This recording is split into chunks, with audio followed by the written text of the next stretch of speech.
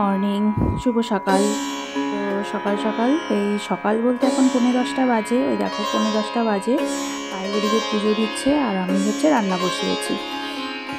তো রান্না বসালাম আজকে করব যে আগের দিন মাছটা এনেছিল, এটা কিন্তু বাটা মাছ না, নদীর একটা মাছ আর কি, নামটা ঠিক মনে পড়ছে না। তো এই মাছটাই আলু বেগুন দিয়ে ঝোল করবো আর কি। তো পাপা খেয়ে স্কুলে যাবে, তারপর আরেকটা কিছু করবো, ওটা পরে করবো আর কি। স্কুলে খেয়ে যাবে তারপরে ওটা করবো। তো ওটাই আগে মাছের ঝোল ভাত করে নিব আগে, যাতে স্কুলে খেয়ে যেতে পারে। আর এই যে মশলা সবজি টবজি সব কেটে রেডি করে নিয়েছি। আমি সব কিছু রেডি করে তারপরে স্নান করেছি আর কি। স্নান করে এসে রান্নাটা বসালাম, তাহলে সুবিধে হয় আর কি। তাহলে স্নান করে এসে আবার মশলা টশলা সব করতে হবে। তো আমি ভাবলাম চলো আগে সব রেডি করে রেখে স্নান করে তারপর রান্নাটা বসাই। তো যাই হোক রান্না বসিয়ে দিয়েছি। এদিকে পায়েলও পুজো দিচ্ছে, মেয়ে তো পড়তে বসছে আর কি।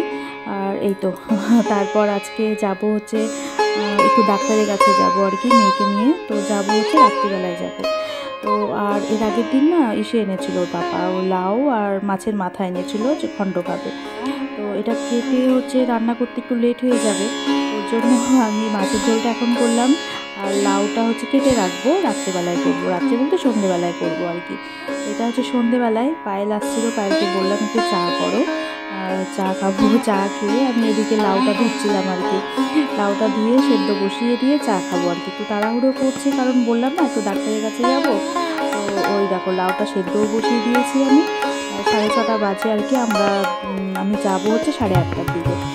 মেয়েকে নিয়ে যাবো, ওকে একটু দেখাবো আর কি। আর ওর পাপা যাবে, পড়িয়ে এসে আসবে, তারপরে যাবে।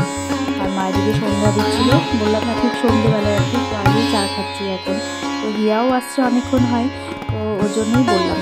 আর আগের দিন পরোটা বানিয়েছিলাম, রাত্রিবেলায় পরোটা ছিল। আর প্রায় খুব পছন্দ করে পরোটা দিয়ে চা।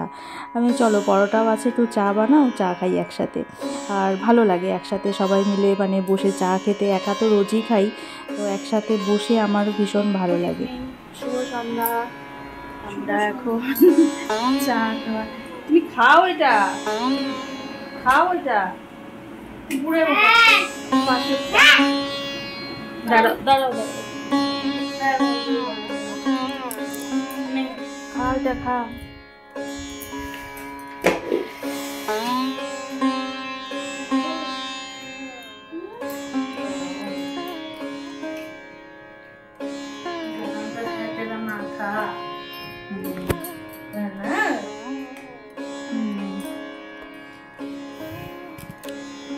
আজকে তাড়াতাড়ি চা খাওয়া হচ্ছে, 6:30 বাজে। চা খাবো, যাবো এক জায়গায় যাবো, ডাক্তারের কাছে যাবো আর কি। ওর জন্যই চা খাচ্ছি তাড়াতাড়ি। আর একটু রান্না করার আছে, ওটাই বসালাম। খাও চলো আমরা চা খেয়ে। চলো ওদিকে চা খাওয়া তো কমপ্লিট হয়ে গেল, এদিকে আমি রান্নাটাও বসিয়ে দিলাম। তো চা খেতে খেতে না আমার লাউটাও সেদ্ধ হয়ে গেছে। আর দেখবে লাউ, চাল কুমড়ো এগুলো সেদ্ধ হতে একটু সময় লাগে। আর আমি লাউটা লঙ্কা আর পেঁয়াজ লাউয়ের সেদ্ধর মধ্যে দিয়ে দিই আর কি। তাহলে পেঁয়াজটা যে সেদ্ধটা দিই না, একটু সেন্টটা ভালো হয় আর কি, আমার মনে হয় আর কি। তা আমি ওইভাবেই করি। আর সব মাছের মাথাটা বের করে রেখেছিলাম আগেই। তো ওগুলো ভেজে টেজে আমি লাউটা বসিয়ে দিয়েছি, ওদিকে ভাতও বসিয়ে দিয়েছি। আমার 8:15টার মধ্যে আমার কমপ্লিটও হয়ে যাবে।